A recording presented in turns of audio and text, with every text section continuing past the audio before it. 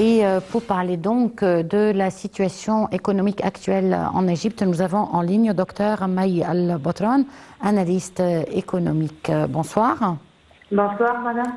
Alors, docteur, comme on l'a vu dans le reportage, le Premier ministre a dit qu'il va se réunir d'une façon hebdomadaire avec le comité économique jusqu'à la fin de la crise. Alors, de quelle crise parlait le Premier ministre et cette crise doit perdurer jusqu'à quand, d'après vous?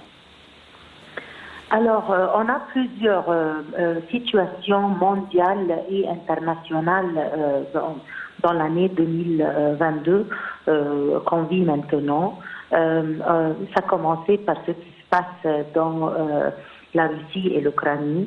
Et vous savez que ce sont des pays qui exportent le blé et des produits alimentaires stratégiques pour l'Égypte et tout le monde aussi. Et alors, ça a un impact sur les prix du pétrole et aussi des produits stratégiques non alimentaires. Alors, tout ça a causé, après aussi la crise du corona, le Covid-19, alors ça, avec le supply chain, la chaîne de supply internationale et de transport maritime et sur les rues. Alors c'est pourquoi il y a une collection de situations et de situations mondiales et nationales qui a causé ce qui se passe maintenant en Égypte et tout le monde. Et il y a des directives présidentielles que les personnes égyptiennes, le peuple égyptien, il ne soutient pas l'impact, il soutient un impact minimal de ce qui se passe. Alors on a aussi vécu le corona et on a vu comment le gouvernement de Dr Madbouli a maintenu la situation d'une façon mondialement approuvée et d'une façon de la santé et de point de vue économique.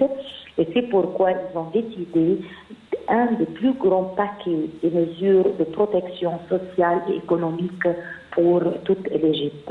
Ils ont augmenté l'allocation spéciale pour les employés du gouvernement. Et ça a été décidé par le président il y a, pour commencer le juin, dans l'année 2022, l'année économique du gouvernement égyptien qui commence juillet de 2022. Ils ont décidé de faire cette augmentation dès avril, du mois de l'avril, ce mois-ci. Oui, on reparlera de cela en détail, docteur, mais je voudrais vous demander, est-ce que cela a été comme implication directe, on a eu la hausse du dollar face à la livre égyptienne? Alors, il y a aussi ce qui se passe dans tout le monde. Ça avait son impact sur l'économie des États-Unis. Et vous savez qu'il y avait un changement dans l'intérêt des banques américaines.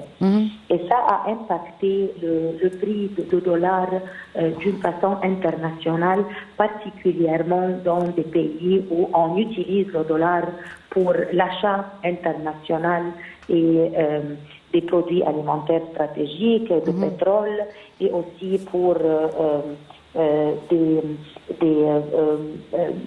obligations financières de l'État égyptien. Et c'est pourquoi ça a impacté la situation, ça a aidé à impacter la situation économique locale en Égypte. Donc cette hausse du dollar est une implication directe de la crise russo-ukrainienne? Direct et indirect. Direct, ça viendrait un peu plus dans les mois prochains, mais ça a commencé maintenant parce que c'est une relation de ce qui s'est passé aux États-Unis maintenant. Bon, et la situation économique des États-Unis. Et comment cette hausse du dollar va affecter l'économie en Égypte. Certains analystes économiques disent que cette hausse du dollar sera en faveur de l'investissement en Égypte, ce qui va directement toucher le niveau de vie du citoyen égyptien. Qu'est-ce que vous en pensez? Ça, dans l'économie, madame, il n'y a pas quelque chose qui est absolu.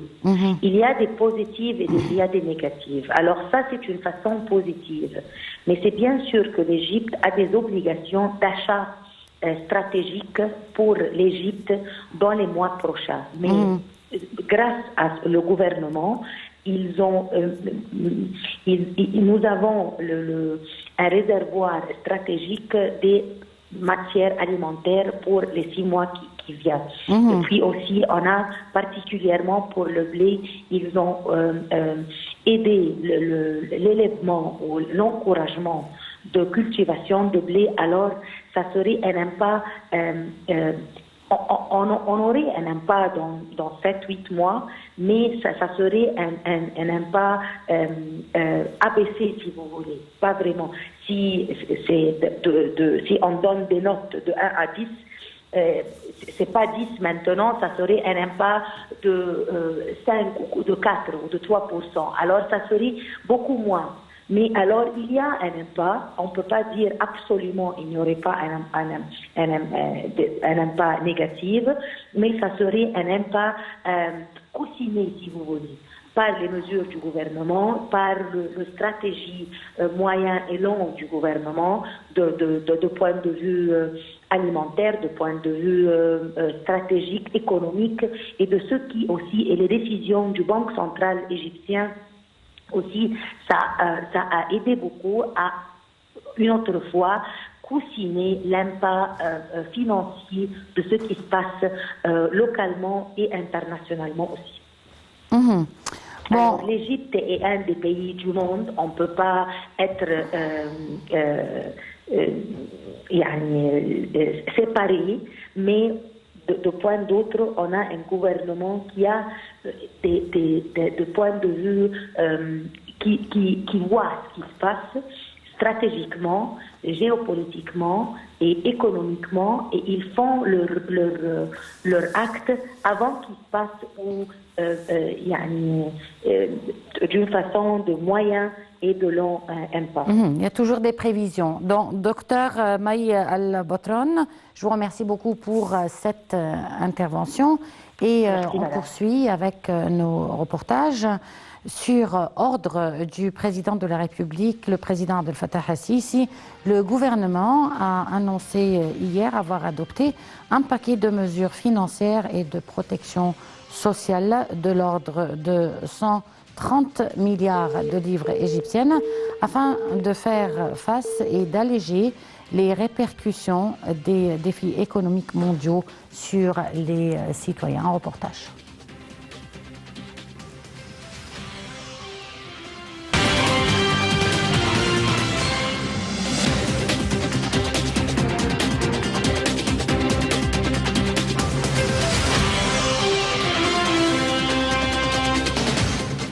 Selon les directives du président Abdel Fattah el-Sisi, le gouvernement a annoncé lundi soir adopter un paquet de mesures financières et de protection sociale de l'ordre de 130 milliards de livres égyptiennes afin de faire face et alléger les répercussions des défis économiques mondiaux sur les citoyens. 2,7 milliards de livres égyptiennes seront débloqués pour intégrer 450 000 nouveaux ménages au programme social Takaful et Karama ou Solidarité et Dignité, alors que 190,5 milliards iront dans les caisses de l'autorité nationale de l'assurance sociale pour couvrir la hausse annuelle des pensions de retraite à hauteur de 13%, avec une hausse minimale de 120 livres égyptiennes à compter du 1er avril prochain. Les mesures prévoient également une exemption fiscale de 25% pour le revenu allant de 24 à 30 000 livres égyptiennes.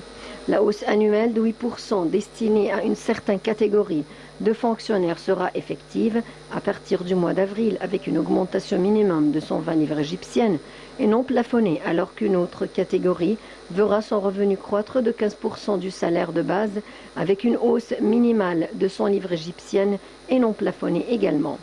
Les fonctionnaires bénéficieront aussi à partir d'avril prochain d'une prime additionnelle allant de 175 à 400 livres égyptiennes en fonction de leur statut hiérarchique et de leur garde. 36 milliards de livres égyptiennes seront consacrés au financement de ces hausses salariales dans le cadre du budget des relations fixé à 400 milliards de livres égyptiennes dans le prochain exercice financier selon le gouvernement. Le montant du dollar douanier a été fixé à 16 livres égyptiennes pour les articles de base et les besoins de la production jusqu'à la fin du mois prochain, ajoute le gouvernement, indiquant par ailleurs que le Trésor public assumerait la taxe foncière due par les secteurs industriels pour une durée de 3 ans avec un montant de 3,75 milliards de livres égyptiennes.